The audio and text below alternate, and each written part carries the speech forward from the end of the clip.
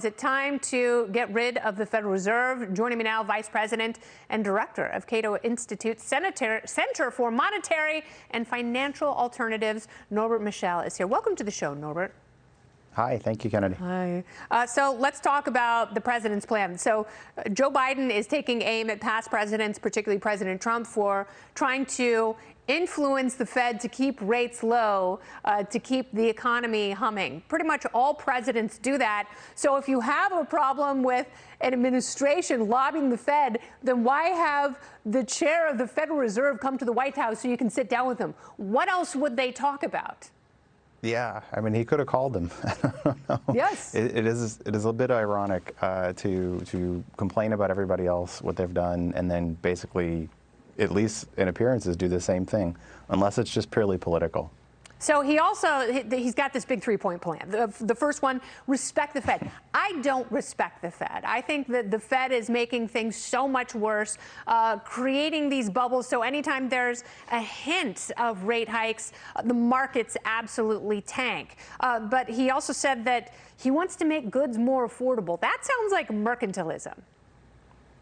Well, he's got an incoherent policy. I mean, I wouldn't let the Fed off the hook completely, but I also wouldn't let the administration or Congress off the hook for giving the Fed essentially an impossible job. But to say things like you want to make goods more affordable and then also implement Buy American and America First policies, kind of laughable. I mean, you're working against each other. And then to also be behind all these big fiscal expenditures and just pretend that the Fed can just make inflation go away no matter what you do on the fiscal side, also not a coherent policy. And he's talking about, and he's talked about some time, that, you know, he brought deficits down, he brought jobs back. But when you have this unnatural spending and then all of a sudden you don't have as much unnatural spending, that's not the definition of taming the deficit. And also, when you take everyone's job away and then you bring them back, that's not job creation. No, the only reason we have historic growth in any sense of the word is because you previously had historic declines in every sense of the word. Yes. So it's a little bit strange to take credit for that. Yes, it's, you know, when you've had a blackout and you find a flashlight, it doesn't mean that everything is illuminated, and so much of this is just terribly disingenuous. But he doesn't stop there. He's also talking about taxing the rich people. Can you think of a worse economic recipe than high inflation, which is going to lead to a recession because they're going to jack rates up too high, and then raising taxes on top of that? No, I'm trying. No, I think this is pretty bad. This is a terrible combination.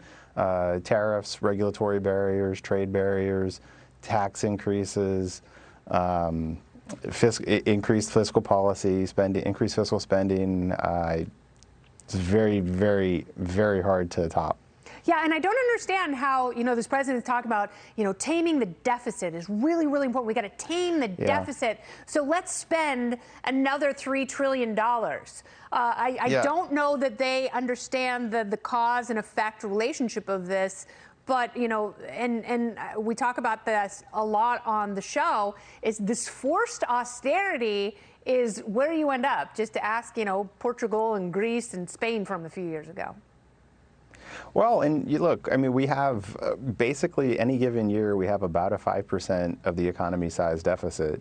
Call it a structural deficit, if you will. Nothing's been done to change that, nothing. And that's not even talking about the entitlement problems that we have coming, massive entitlement problems. So the deficit in any given year is less important than the rest of it. And when you look at the whole package, we're not exactly headed in a good direction fiscally. So I know that politics can be very short term, but I wouldn't be too proud of where we are if I was the administration. Yeah, and that's the problem is, you know, it's these short-term politics that are dictating policies that are going to have very painful long-term ramifications that will resonate through generations. And no one is interested in tackling that. You know, it's like neither party will talk about touching the entitlement spending. And that is going to be a massive problem, because you are going to have generations of people who are very young right now are going to be very poor, little old people, and they're going to be mad at us. We're going to be partying because we're going to be dead in White Claw heaven. Norbert, Michel, that's absolutely right. Norbert, Michel, thank you very much for being here tonight. Please come back. Thank you. Woo. Thank you.